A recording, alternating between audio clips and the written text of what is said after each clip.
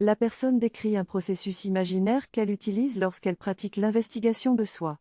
Elle parle d'une sensation derrière les yeux qui l'aide à créer une distance avec ce qui se passe dans le monde et à attraper l'ego. Cependant, selon la philosophie de l'investigation de soi, toute sensation qui apparaît ou disparaît n'est pas importante, car l'investigation doit se concentrer uniquement sur soi-même, sur notre propre être, notre conscience fondamentale je suis. Tout ce qui apparaît ou disparaît est différent de nous et nous ne devons pas nous en occuper.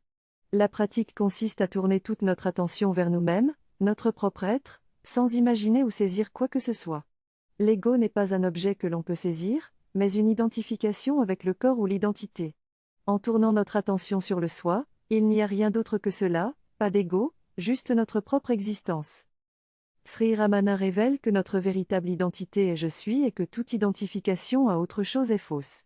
L'ego est la fausse identification qui se concentre sur je suis ceci ou je suis cela. Nous sommes souvent distraits par les objets de la conscience, ce qui nous empêche de considérer notre véritable nature.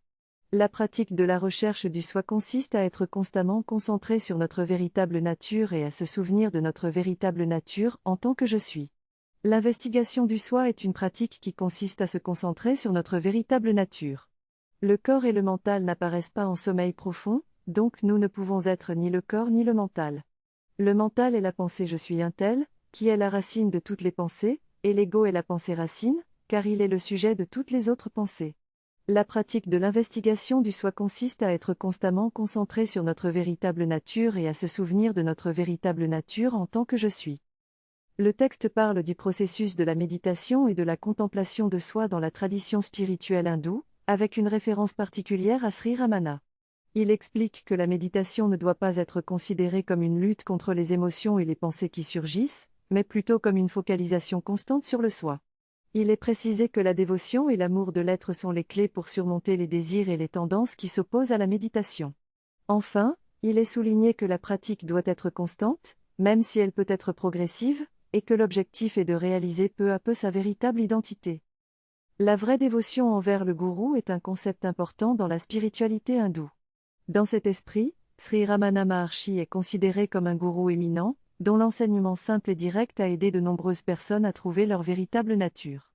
Pour Ramana, le gourou n'est pas simplement une personne, mais une manifestation de la conscience suprême qui brille dans elle, cœur de tous les êtres. En d'autres termes, le gourou est notre propre réalité, la lumière de la conscience qui éclaire tout le reste et nous permet de connaître notre véritable nature. Par conséquent, pour ceux qui cherchent à approfondir leur pratique spirituelle, il est crucial de suivre une voie unique et de choisir un gourou authentique. Dans ce contexte, Sri Ramana est considéré comme un Satguru, c'est-à-dire un gourou suprême qui apporte la destruction de l'ego et guide ses disciples sur la voie du soi. Bien qu'il soit décédé, sa présence est toujours ressentie à travers son enseignement intemporel qui nous rappelle que nous ne sommes pas le corps, mais la conscience suprême qui brille dans notre cœur.